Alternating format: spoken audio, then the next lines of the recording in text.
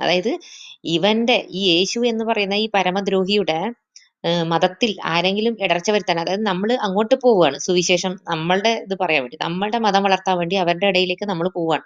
നോക്കൂ, നിങ്ങൾ ആരാധിക്കുന്നത് തെറ്റാണ്, നിങ്ങൾ ആരാധിക്കുന്നത് പരമപിശാചിനാണ്. സത്യമായിട്ടുള്ള കാര്യമാണ് അത് പറയുന്നത്. പക്ഷെ എങ്കിൽ കൂടിയും നമ്മൾ അത് പറഞ്ഞു കഴിഞ്ഞാൽ നമ്മൾക്ക് എന്താണ്, അവന്മാര് നമ്മളെ കൊല്ലുന്നതിന് മുൻപേ നമ്മൾ സ്വയം തിരികല്ല് കെട്ടി ചാകുന്നതായിരിക്കും. അത്രത്തോളം നികൃഷ്ടമായിരിക്കും ഞങ്ങളുടെ മരണം എന്നുള്ളതാണ് യേശു ഇവിടെ പറഞ്ഞു വെക്കുന്നത്. അതായത് നമ്മൾ ഒന്നും ചെയ്യേണ്ട ആവശ്യമില്ല. നിങ്ങൾക്ക് സ്വന്തം തിരികല്ല് കെട്ടി നിങ്ങൾ കടലിൽ എറിയുന്നതായിരിക്കും നിനക്ക് നല്ലത്. അല്ല എങ്കിൽ നിങ്ങൾക്ക് അതിന് കനത്ത പ്രത്യാഘാതം നേരിടും എന്നുള്ളതാണ് യേശു പറഞ്ഞു വെക്കുന്നത്. ഈ കാര്യം നിങ്ങൾക്ക് നേരിട്ട് കിട്ടുമ്പോൾ, അതായത് യേശു എന്ന് പറയുന്ന ഈ ക്രൂരന് നാട്ടുകാരുടെ മതത്തിൽ ഇടർച്ച വരുത്തി അവന്റെ ഗോത്ര ദൈവത്തെ നാട്ടുകാരുടെ തലയിൽ കെട്ടിവെക്കാം. നിങ്ങളെ ഉപയോഗിച്ചുകൊണ്ട്, ദത്തുമക്കളെ ഉപയോഗിച്ചുകൊണ്ട്, അത് സ്വന്തം മക്കളാക്കി എടുക്കുന്ന ദത്തുമക്കളെ ഉപയോഗിച്ചുകൊണ്ട്, അവന് വേട്ടപ്പട്ടികളെ ഉപയോഗിച്ചുകൊണ്ട്